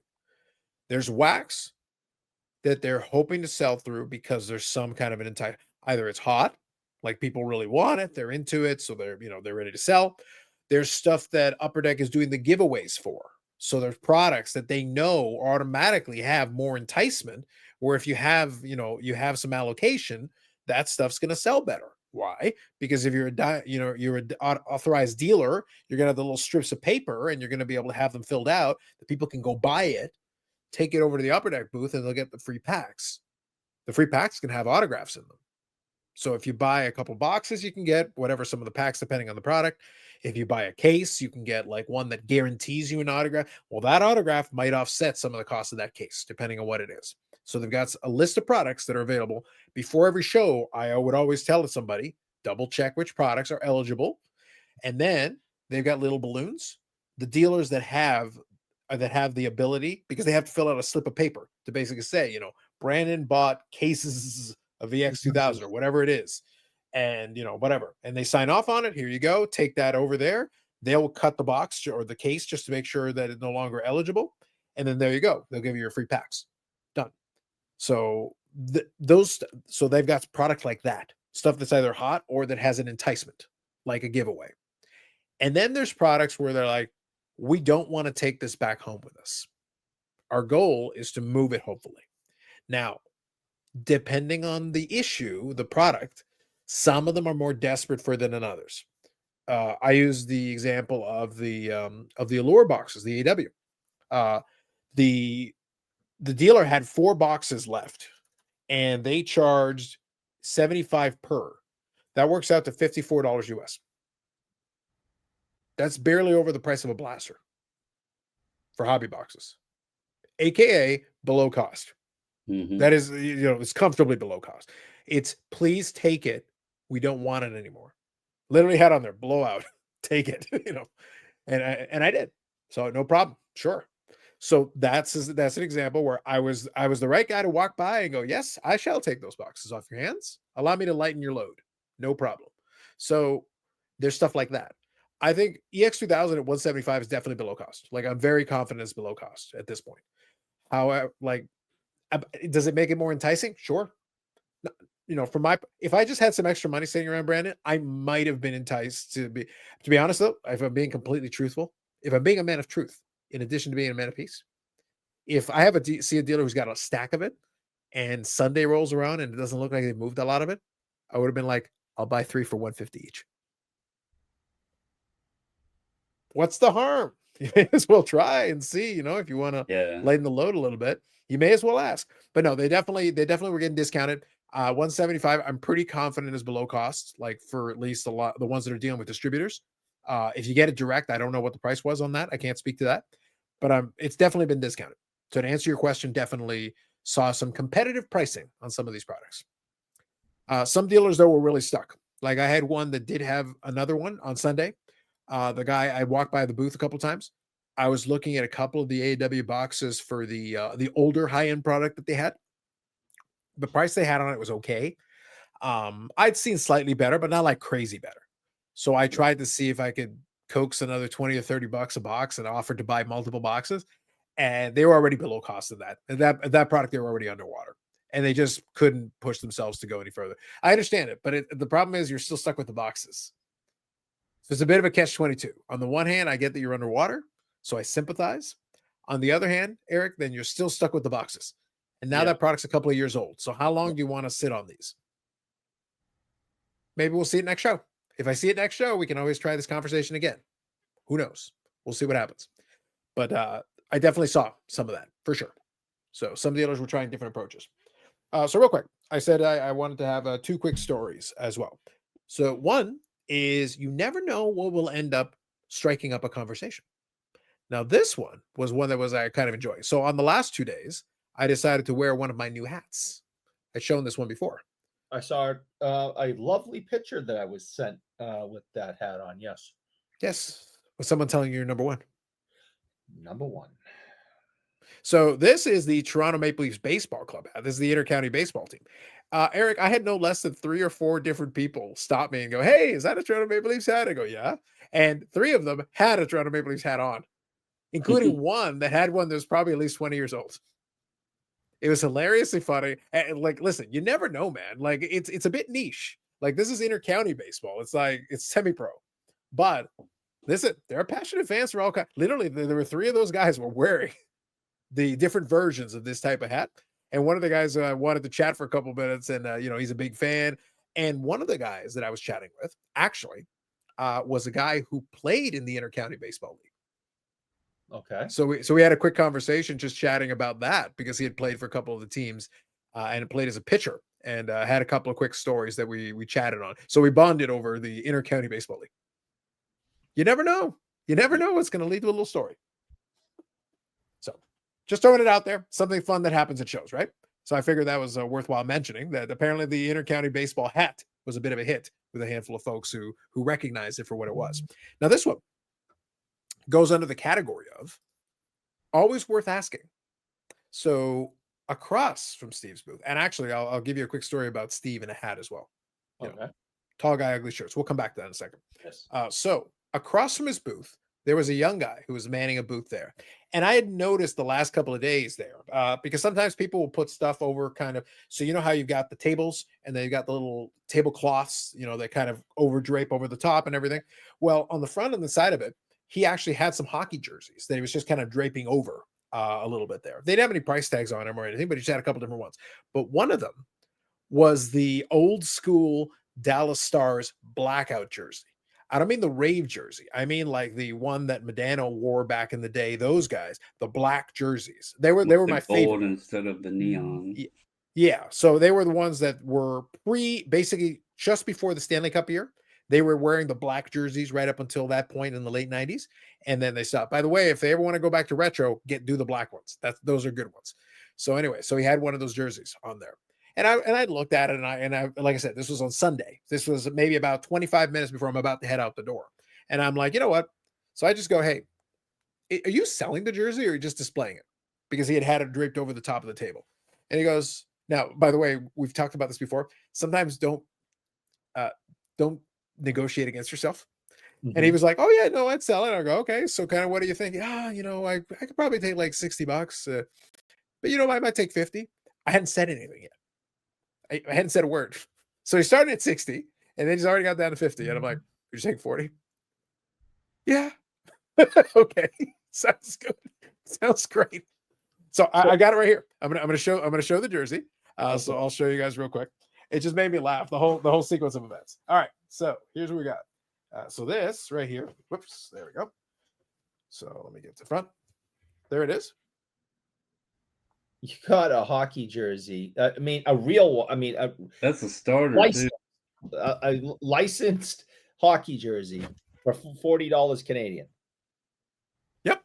What size is it? This is extra large. So this one's a big one. And then you got the little stars on the back with the starter. There's not a fight strap though. Tell me there's not a fight strap. No, this one's a replica. This was a replica. Thank you. For sure. Yeah. So this was a replica for sure. For a licensed jersey. Yeah, that's a good deal, brother. Yeah. So I was looking at it. I was like, look, because I was initially looking at it, like it's the right thickness. And, I was doing a quick check because I remember the old Star jersey. So I'm just doing a quick check. Yeah. Like, stitching's looking good. Like here, this is all looking nice. So it's not like a solid patch piece. It's actually, stitched to the back there. And I'm like, no, I think this is good. I think it's it's a decent piece and it's got all the right stuff on it. Yeah. 40 Canadian dollars. Hashtag bargain. Yeah. Yeah. What was the other jersey? I think they might have had they had a Nordiques and maybe something else. Oh, I would have grabbed the Nordiques one. Yeah. But I said, but my point here is that was on Sunday. Yeah. It was the last day of the show. I'm about 20 minutes before I'm about to head out the door. I had seen it a couple of times. I hadn't bothered to. So my moral of the story here is sometimes it's worth just asking. Yeah. And he negotiated against himself. I was like, I didn't have to twist his arm. I didn't he started the bidding and then immediately dropped it. And then I dropped it some more. Because if you bought it for 50, the 60 is still a deal. 50 deal. 40. It actually looks like the prices on those. But you said 60 Canadian, right? And initially it ended up at 40, but yeah. Yeah, the prices are weird. They're all over the place on them. But they are. Oh, I wouldn't be surprised. That was a good deal. Oh, absolutely. This Lemlin up here is a complete fake. All right. Made in China, but it's autographed in JS8 and all that. You can't see it, but right there is Achievers, same thing, completely fake, made in China, autographed, right, with JSA.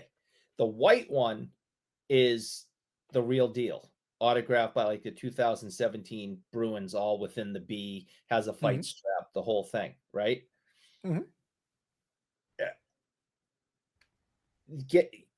Getting a jersey that's licensed is for $40 is a really good deal because Eric, I am a deal maker supreme because they make cheap crap. Do y'all remember several months ago? Licensed ones are expensive. Several months ago, I messaged him. I was like, "Hey, do you think anybody would still want these jerseys, even though they got a little bit of stains to them?" Yeah, I had what? Yeah, and I'm pretty sure we told you yes. Yeah, I had. Well, that's why when I seen that one, I was like, "Wait, that's a starter." Yeah, I had like 4 or 5 Detroit Red Wing ones. Some with like small stains or whatever, especially on the white ones. Them things so quick, way more than you paid for that. So Well, look, Yeah. so just to put it, I showed it to Steve right after, and because I bought it, and look, here's the point.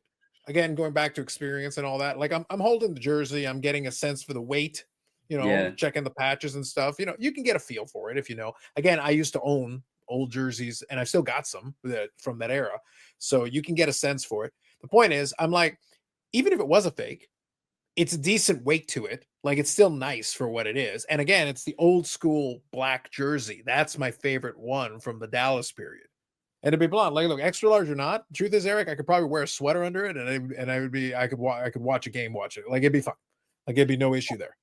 And the point is, at the price point, who cares? And honestly, at that price point, like it's a nice enough jersey. It looks nice. But I started looking. I hit it to Steve. I go, "This seem good to you?" He's just looking at it like yeah. He goes, "To be honest, it looks fine to me. And more importantly, it's not a Fanatics jersey. You're good. Well, I was about You're to good. say that because You're if good." y'all notice the hat, like this hat was actually when they were transitioning from the North Stars to Dallas. Yeah. That it actually still had the tag on it when I bought it, and it was a North Star tag on it, but it doesn't have the North Stars anywhere on there. And I bought this because I cannot stand, and this isn't anything to do with them in sports cars or anything. I don't like the Fanatics merchandise, like the jerseys and the hats and all that. I don't like the way they look. I don't like the way they feel. And so I got on eBay and was shopping for a Stars hat that I liked and came across this one. I need to retire it soon, but that means finding another one that I like. So Anything from Fanatics? I mean, there might be, but I don't think I have anything from Fanatics. Mhm. the quality of their stuff, just like that's a That's what I starter hear. jersey from the 90s and still in great shape. Has probably Mhm. been worn, washed, everything else. I have a she got me a Stars t-shirt with the Robertson on the back. And then we have like the Nationals when they won the World Series and everything were Fanatic stuff. And they just don't last. They're they're like your Lemelin and the other jersey you talked about. It's just they're poor quality. And Yeah, I mean, look at the baseball jerseys last year. Look at that fiasco with the right. names all tiny on them. They're poor quality products, overpriced Mhm. poor quality products. For sure. Yeah, 100%. The key though was that it's twofold. Number one, it's worth asking. Who knows? I wasn't planning on buying a jersey at the end there, but I had seen it. I decided, what the hell? I'll just ask. And then as soon as we started where we started, I was like, I'm going to give this kid the money. Now it's just a matter Yeah. of finding out what the final total was. Like, I'm taking this with me. This is coming home with me. Uh, but I wouldn't have gotten that had I not asked. Right. There's no way to know what number he was going to throw. I had no idea what number he was going to throw at me. But once he did, I was like, all right, then. First, I'm going to let you bid yourself down, and then I'm going to make you an offer, and then we're Exactly. going to accept those terms. Then we're going to accept those terms. And the second thing is, yeah, no, trust your gut on stuff. Like my two of the stories here are basically trust your gut, especially if you've had a chance to enjoy some of these shows before. You've developed a little bit of a sense of it. You will learn a lot attending these shows if you take the time and you really absorb some of it. That's why I like watching and listening to a lot of it, because you'll learn so much just by listening and watching and observing. And you never know. But as I say, occasionally this show will still surprise me. I did not expect that transaction would work out the way it did there at the end. It might have been, honestly, dollar for dollar, probably my best purchase. It might have been, just because of the nature of, basically. And like I said, I did well buying some vintage. I didn't go into planning buying any vintage, but I did. And I thought I did well on those too. So realistically, you never know. That's why I say having a plan is good, but being willing to deviate from the plan should an opportunity that's intriguing present itself, that's not a bad thing either. Sometimes you never know. You come to, and what's funny is I never ended up having to go back to the machine for money. I basically used the cash that I brought. So Oh, I was like, good. all right, cool. I was prepared to go get more cash if I needed to, but I resisted certain deals that just didn't feel right. Certain ones that didn't seem to quite make sense. Some prices I didn't like. I didn't settle for prices I wasn't happy with. For the most part, I was able to get stuff that I wanted to get. Had some good stories, had some good laughs. And I'll finish this one with the last one. On day one that we're there, Steve, tall, ugly shirts. Mhm. Also added ugly hat. So he had an Atlanta Braves cap that I believe I described as like that thing looks like. We came up with a variety of different descriptions for it, making fun of it, as we do. Mm-hmm. Men of peace, yes, but men of mockery also. So Yeah. we're looking at this thing, this hideous thing, and it's stained like in a way that looks like that hat has never been washed or cleaned in at least 30 years, easily. And I say, well, so did you let children in a third world country use it as a soccer ball? Was it their only form of amusement to kick it in the dirt until the alternative was because it was like white with stripes on it. It's like and I was saying to Josh, one of the guys who was there, it's like, I'm half convinced it was actually a black because it was a white cap with the black stripes. It's like I'm half convinced it was originally a black cap and it's just fungus that has grown over the top of it, and that's what the white is, just with stripes left over. So that's a possibility. And Steve stubbornly has decided he's never going to wash, and he's never washed. It is never deigned to wash said hat. And why? So why you would brag about this, Brandon? I don't know. Wearing a crusty old hat, I guess, with some principle. But it seems on brand to me, Eric, that a man who would pride himself on getting the ugliest possible shirts will also be a man who would pride himself on having the crustiest hat. That's gross. I'm also convinced that hat is actually where COVID-19 came from. It's It's diseased. Yeah. I still have right over there. Well, the red marker is kind of blocking it. But I still have the old blue Nationals hat that I used to wear when I started the channel and everything. And it's not near in the condition as what you're describing, but it was ready to be retired. This one is almost ready to be retired. I got Bruins hats that have kind of gone down the line over the years, and now they're like when I have to paint. They used to be my best Bruins hat. Now I wear them when I paint. Well, do yard work. My kids would buy me each year. They would get me the Father's Day Nationals hat, and then they quit doing them in the blue, and then they did it like it was like a blue ribbon or something. I don't remember on one of them.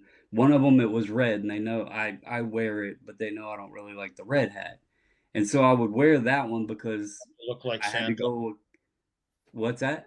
Because you look like Santa in a red hat. It's weird. I don't really like wearing the color red, and I also don't like wearing the color Because green. every time you do, kids ask you for presents. Kids try to stir in your lap. You're at the mall. No, I didn't have a new Father's Day hat, so I just kept wearing that one, and finally I retired it. But yeah, I'm a big proponent. Like I used to collect a lot of the new era hats. I love the fitted hats. Like look, obviously, even got in there. But I will say that two things. Number one, in the summertime, I'm not during the expo. I'm happy to wear a hat, but most of the time in the summer, especially if it's summertime and it's not raining or anything, you probably won't see me wearing a cap anymore. I used to, for years ago, or when I was in my 20s, I would wear my caps all the time to the point that some of them would get worn out. But I used to have enough of them that I could rotate. And I still got a fair number. But some of them, I'll be honest, some of them I've still got that I really like. So I don't want to wear them down. So I intentionally will wear them less. I will still occasionally grab them for an occasion or something. But I still want the hat to live. So I don't want to wear it out completely. I still want to keep it for the long term. But maybe at some point, maybe the future expo, I'll pull out my my beloved Guelph Griffins hat. Because I got my Guelph Griffins baseball hat with the Griffin logo on front. Not a real. I have a few pretty cool ones. I don't wear them. It might surprise people, but since I started reselling every year, my top category of sales is actually hats. So sometimes I come across some that I just choose not to sell, and I stash them away for my own little collection. So I have a few pretty cool ones that I have tucked away, but very nice. But yeah, so that's kind of a couple of stories. So this episode, Eric, was us solving the NIL issue, or at least debating it, and a couple of expo stories that did have a theme going on them. So hopefully some takeaways, if you all understood. So takeaways. So let me summarize. Number one, if somebody else is doing a deal and it's entertaining, get some popcorn, but mind your business. Shut your Watch mouth. it and enjoy. If it's not, if it doesn't involve you, stay out of it. You can have whatever opinions you got and listen. I did, but it wasn't my business to deal with. It wasn't my business to conclude to. Occasionally, the guys looked over to me and all they saw me was like, "You guys are doing your thing. Like I'm leaving it One be. Do your caveat. thing." One caveat: don't interfere with the negotiation. Nope. But if it is a friend or something that you know really wants it, and you don't feel it's too far off the rocker, I would say it would be okay to lend some words of encouragement. If you know it's something like if you knew Eric really wanted the Bobby Orr rookie and there was one there and it wasn't too, and he was hesitant on it. Listen, Man, 76, you've been wanting 77 this, go Peachy's for it, you know. prestigious. Prestigious. So, it's always nice to encourage. Yeah. And like I said, in the same vein, when I said that story, if he had needed anything or wanted to kind of quickly have a powwow and have a discussion, You'd have then been yeah, on. then like, hey, yeah, then give your honest opinion, like whatever it is. They can talk to you. Mhm. Yeah. You don't get to talk to them. Yeah. So you just let the thing play out and goes enjoy. So that's number one. Number one, enjoy such things. Take it. You will learn a lot just by listening to some of those negotiations because sometimes you'll learn something just in the course of listening and observing. So that's number one. Number two, like I said earlier, trust your gut. It's a couple of variations of trust your gut as a theme. I gave the example where I saw the box of cards and I wasn't completely sure, but I went with my gut and it told me that this seemed like the pricing was too good to be true on the one card. Turned out it was when I did a little double checking.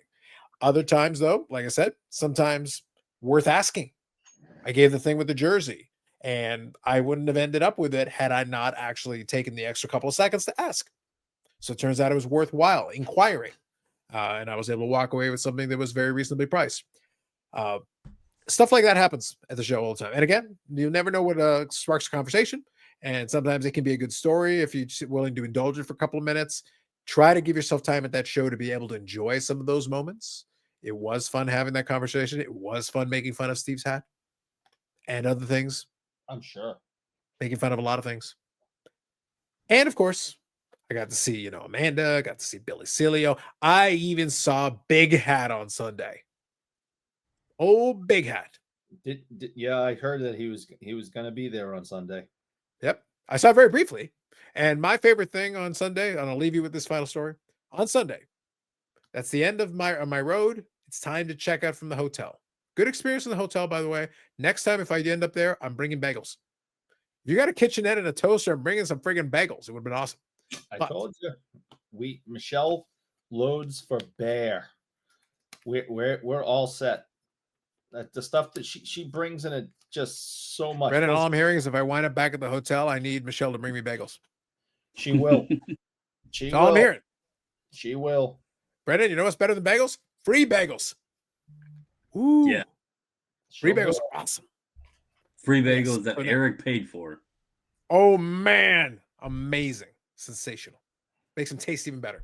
But anyway, so I go down. I'm about to check out and everything. And who do I see? I see Amanda, and she's chatting with one of her friends there. And I see old Big Hat. And I see Billy Cilio. Oh, my God. So two things. So number one, I'm literally dropping off a couple of bags. So this is kind of a pro tip for folks that are doing Expo and are doing the last day and you're heading out, but you're going to go to the last day of the Expo for a couple hours. That's what I do. I'll usually leave my bag because you can ask them and they got a little tag and they'll put it in the room over to the side. That way you're not carrying all the heavy shit in on the last day. It's a pain in the ass. You don't want it. And then you can come back to the hotel and grab it at the end. That's what I do personally. But while I'm down there, I see them all. And then they see me. And then I see them. And then they see me. And they're all shocked because you know why? It's morning. And I'm like, it's true. But on Sundays, the only time that I'll do mornings, Eric, mornings are against my religion. I know. On a Sunday at the Expo, I will do it. Plus, also, you got to check out. So I said to him, it's like, I got to check out. Sunday's the only time you're going to see me. But I told him, with that said, you never saw me. I was never here. It's true. You like Kaiser. And then I saw them briefly on the show floor because they were marauding around randomly because no matter how many times they kept saying, hey, we should all plan a meeting somewhere else. Not going to happen. It's herding cats. It ain't happening. Unless you put tags on them all and track them somewhere. It's like, it ain't happening. Unless you basically force them into one place. Good luck with that. Yeah, Amanda has dreams. Yes. We all have dreams. And on that bombshell, alas, not all dreams can come true. However, there is one last thing before we go on this wonderful episode. Having all given that, there will be more stories from Expo on Friday. I didn't use them all. I'm saving a couple, so we'll come back to it again on Friday. However, before we go, we would be remiss. I showed off some cards or whatever. Brandon didn't have anything coming this time. However, I know there was a bougie pickup, and I am not leaving this podcast without us acknowledging the bouginess of a pickup. Eric, check it out. Georges Bouget, 1951, not Laval Dairy card, sent to me by the friend of the show, Dan. Very appreciative of his thoughtfulness and participating in the show by sending us the bougie card. Now I have to know. I have one question. You got to know. What do you It's think? in a screw down. Did it arrive in that case? No, I just put it in there. Oh, I figured since it was upside down. I just had to Not ask. upside down. It is not upside down. Even in a screw down, not even a magnetic. What is wrong with you? That's why I had to ask the question, because thou shalt efforted to intentionally put upside down. Well, that's how and then even screw it in. that is how they go. Why do I want to see a screw up here or a magnet up here? That looks like crap.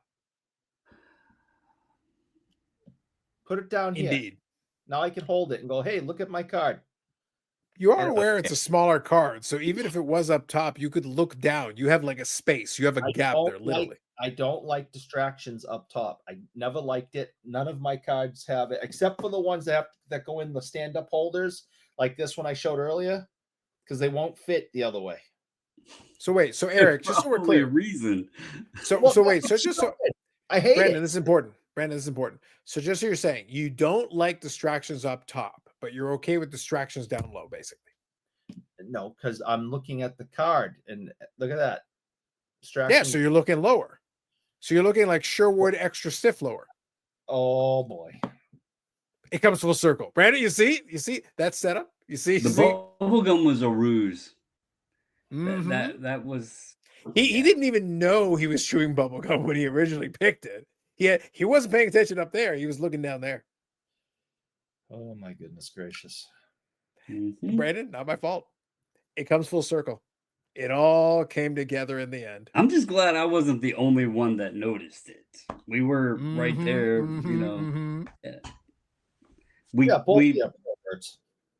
Yeah. You were just trying to play it off. You knew what the intent was. You were just trying to play it calm.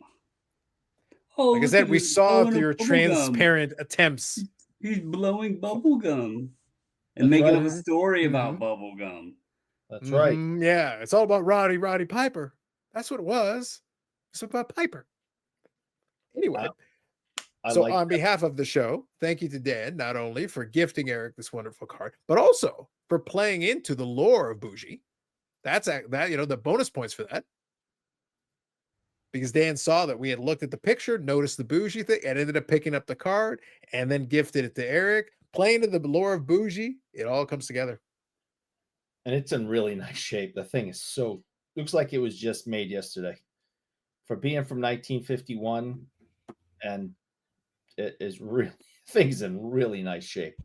I'll make sure a truly Bougie card deserves a place of honor, Eric. Remember to give it a place of honor and #respect. All right. Throw it in the trash like the rest of them. All right.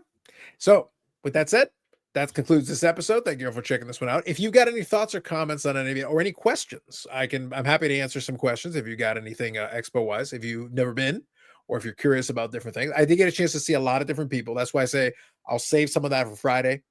I'll probably have a couple of stories and I'll probably think of some that I experienced during it, but then I want to save it. And Friday we have a very short truncated show.